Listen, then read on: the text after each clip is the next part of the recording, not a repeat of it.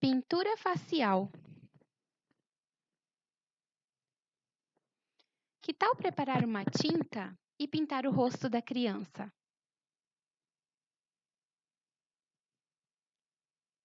E que tal deixar a criança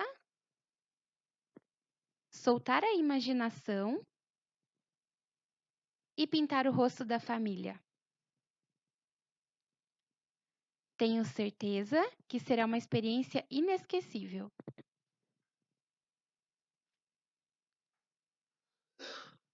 Ingredientes: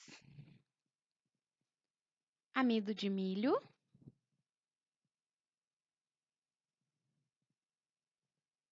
creme para a pele, creme corporal, né?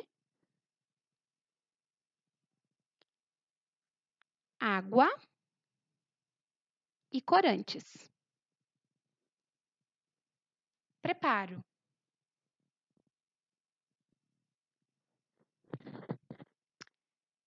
misture uma colher de chá de amido de milho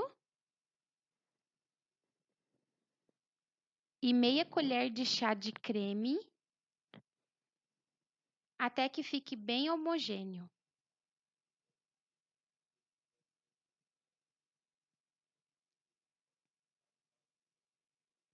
Acrescente meia colher de chá de água e o quanto quiser de corante. Prontinho!